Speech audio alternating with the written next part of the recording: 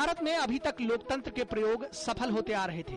नेहरू और फिर शास्त्री की मृत्यु के बाद थोड़ी बहुत कठिनाइयों के साथ देश को नया नेता भी मिल गया था।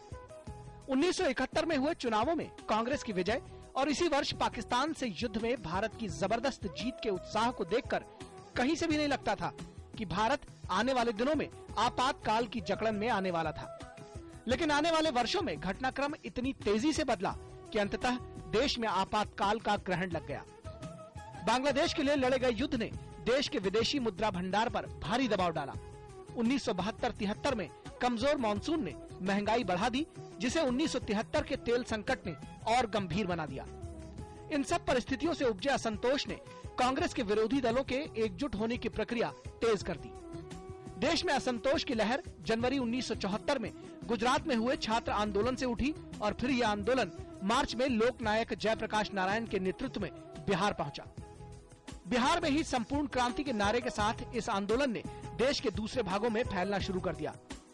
इसी बीच 12 जून 1975 को इलाहाबाद उच्च न्यायालय के फैसले ने देश की राजनीति को एक नए मोड़ पर लाकर खड़ा कर दिया।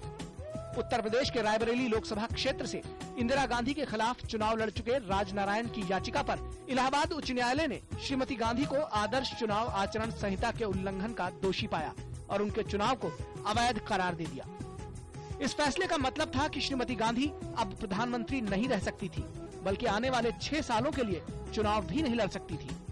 विरोधियों ने इस अवसर का पूरा फायदा उठाया और 25 जून को दिल्ली के ऐतिहासिक रामलीला मैदान में जयप्रकाश नारायण ने इंदिरा गांधी से त्यागपत्र देने की मांग की और ऐसा न करने पर आने वाले दिनों में सविनय अवज्ञा आंदोलन शुरू करने का आह्वान किया। लेकिन इंदिरा गांधी ने इस्तीफा नहीं दिया और फैसले के खिलाफ सर्वोच्च न्यायालय में अपील की। सर्वोच्च न्यायालय का फैसला आता इससे पहले ही इंदिरा गांधी ने 25 जून की रात को देश पर आंतरिक अशांति की बात कहकर आपातकाल लागू कर दिया।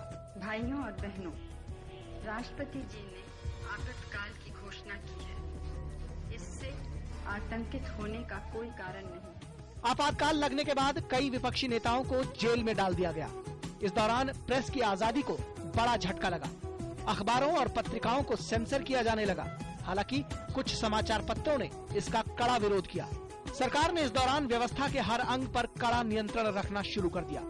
संविधान में 42वां संशोधन किया गया, जिसे अब तक के सबसे बड़े संविधान संशोधन की संज्ञा दी जाती है। आपातकाल के लगभग 18 महीनों के दौरान देश भर में भारी विरोध उपजा, जिसके चलते इंदिरा गांधी ने आखिरकार आपातकाल उठाने का फैसला किया और आम चुनावों की घोषणा की। अमित भारतीय के साथ श्रीश चंद्र सिंह की रिपोर्ट, DD न्यूज।